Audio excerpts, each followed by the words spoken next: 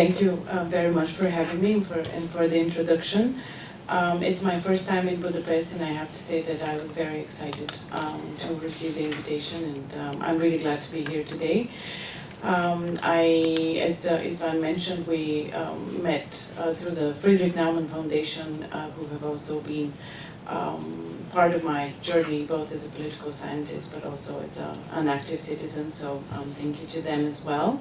I heard a lot of things that I wish I had included in my presentation as bridges to what you've already said. But what I've tried to do is avoid too much on the academic side and avoid going into a case study, as I have a region in the title. And I will actually go the opposite way, and instead of giving really solid and good historical context, I will just give you some umbrella understanding maybe of the main differences and similarities of the region I come from. I follow Bulgaria mostly, of course, but not only. But I heard authoritarian nostalgia, which is something that I examine in my work separately, and it's something that we struggle a lot with in post-totalitarian, post-communist countries. And also the topic of Russian influence is something that we feel actually in our daily lives. I come from a country where the liberals are very isolated, and unfortunately I cannot offer much hope in my reading for Bulgaria's trajectory from now on. But I will quickly take you through, and I apologize to my colleagues, I have a presentation, but it only has keywords that you would hear anyway, so don't worry about. I remove myself. Oh no, you don't have to. You don't have to. Okay. Thank you too. I try to avoid this, but I want to see. I want to see the the PowerPoint. Okay, so I will just very quickly take you through my sort of academic background and how I look into the topics of illiberalism, populism, and so on, just so that you know where I'm coming from. So I was studying in the UK, and this was before, a while before Brexit, but the public discourse, political discourse, the topic of Bulgaria and Romania joining the labor market within the EU was a major topic, which actually was a watershed moment for Brexit. And I couldn't really, also as a student in political science, I couldn't really map my head around all these different topics and terms and fields that political science looks at when it comes to contemporary events that use illiberal mechanisms, shall we say. So I aspire to be close to the research paradigm where instead of looking at how the radical right is mainstreaming, it's more so the radicalization of the mainstream. And by radical right, I usually tend to be close to the definition of anything that is anti-liberal democratic per se, so not extremist, not far right, not violent, at least for some time. The levels of analysis that I looked at, looking to find an answer for myself, what was the source and what's the direction we're going in. In my PhD, I basically wanted to look at how radical right, illiberal discourse impacts mainstream political parties and what are the strategies they take. Do they co-opt, do they imitate, do they offer an alternative when it goes into policies and grows into policies, and what happens with the party system, or essentially where is the center after a while? Does it change? The hypothesis was the presence and the attention of radical right, the liberal forces, press, an electoral threat, but in the UK, for example, which I looked at in my PhD, it's not only electoral, it's more discursive. And it became electoral much later, and it's actually about to become an electoral threat. What are the strategies that these mainstream, meaning center-right and center-left parties use, and then the shift in the debate and the policies, does it bring us closer to the radical right as a party system? So essentially the point of departure I come from is that the mainstream parties in Europe across the different regions are sort of the biggest, play the biggest role in legitimizing illiberal discourses, policies, and a lot of them are in government and coalition settings now. So this concerns the questions: how solid are the boundaries between the political parties and between the ideologies, and when positioning of political parties concerns just the topics or the ideology. So what's really driving what we talk about in politics and what we're offered to vote on, in a way, and the gravity of the political center and the shifts I mentioned. So the institutional paralysis as a political strategy is what I chose for a very broad title for the presentation today. I would say that illiberalism plays a big role as a tool for this institutional paralysis in Bulgaria and some other countries around us. What it is, it's essentially a very closely controlled decay of the institutions. It's not random, it's not by mistake, it's not just neglect. It's an attempt not to appoint, for example, heads of different regulators when it comes to media, judicial system, and so on. I've given this example here: appointment by non-appointment. This concerns the mandates. A key pillar of any democratic setting is that everything is based on mandates and institutions. So this decay means that when the time comes for new appointments, they're not nominated by political parties in parliament, and they're not chosen, which puts all these regulators concerning, for example, the banking system, the financial sector, discrimination, judicial system, media, also legislation. All these bodies have people on top of them who are politically dependent because their mandates have finished. And this is a very, very instrumentalized tool where I come from when it comes to the state prosecution services, which are institutions and models that are kept from the totalitarian logic of Stalinism. This also concerns selective investigations against opposition and so on, so just to give you some examples.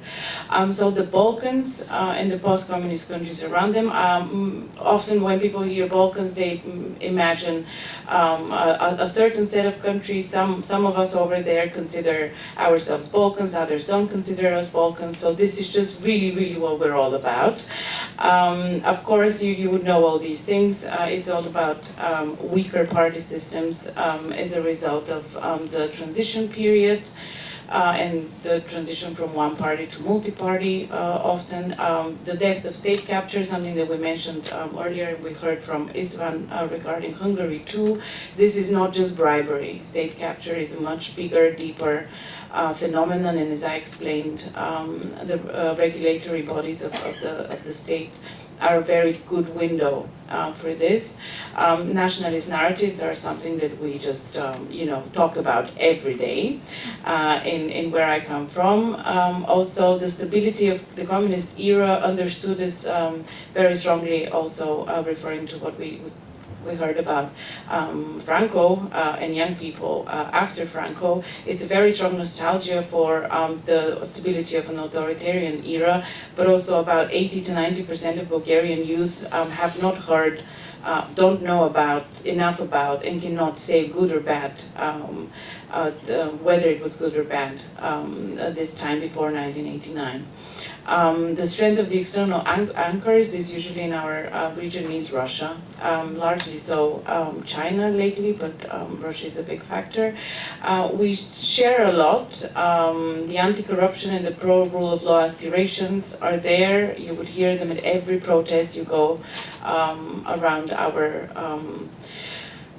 region, but at the same time, there's a lot more to it, of course. We suffer from a hypersensitivity to minor differences. This is a pretentious way to call it, the narcissism of small differences. I think Freud talks about it, which leads to a lot of conflicts, and we don't cooperate. We are always jealous of each other's progress, and we're always competing. North Macedonia is a good example in this, that their potential opening for membership in the European Union, a certain stage is blocked by Bulgaria over some ethnicity and language related issues, but that's a fire that we're not going to start now. I thought that I'm just going to draw a few lines in between three countries, that's Romania, Bulgaria, and Serbia. Romania is very, very curious and interesting example for the different levels of change that we're seeing in Europe and these transformations we're discussing.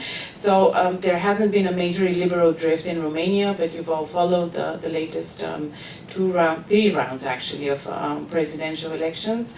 One of them was obviously, it didn't go to the second round, it was redone. And then we saw the rise of TikTok politicians, as they call them, coming from a very illiberal narrative.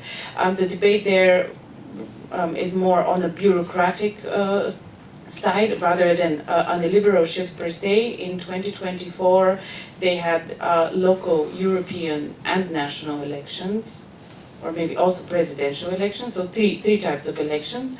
And the parties on the right are rising and changing, meaning that the volatility is there, they turn up, they disappear quickly, but they stir a lot of emotions, shall we say, and institutional challenges. So Serbia is considered to be the most consolidated illiberal system in the region, perhaps.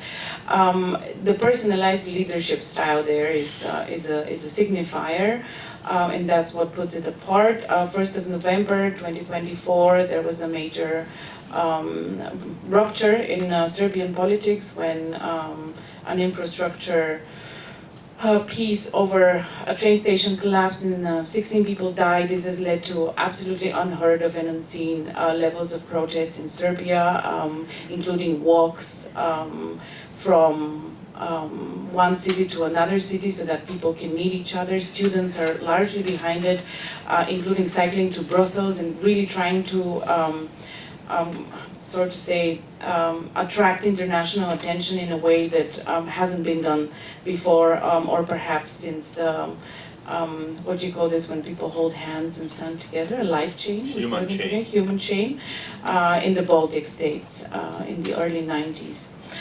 So that's one thing to remember, but also the fact that this major protest activity hasn't really seen any political leadership itself, and it's strictly sticking to the non-political side, which is something we can discuss later. Bulgaria, still a contrast state between the two, for example. We don't have a single leader like in Serbia. There would be the leading force behind illiberal reforms and changes. It's also not reform-driven as Romania. Something very interesting about Romania is that anti-corruption processes and policies and just civil society support for anti-corruption measures has been very strong. The European Prosecution Service has also been quite active there. So that's one thing that sets it apart in a way. In Bulgaria, that's not the case. There's a very big myth in Bulgaria that the secret services from the communist times are still holding us, so the invisible hand of the KGB rather than the market is really what worries people. The truth is that the secret services remain a major open window and a channel for foreign influence, and I mean Russia.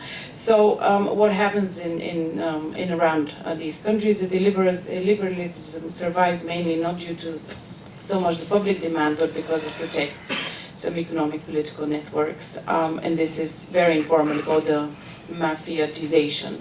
Currently, it is dangerous to run in Bulgarian politics. We have 2 people who are imprisoned without the due process, regardless of the charges against them. They are from the opposition forces, and this is the stage we're at, essentially. I would say that in this context, yeah, there's some civic apathy in some of our countries when it comes to voting, but you do see people protesting.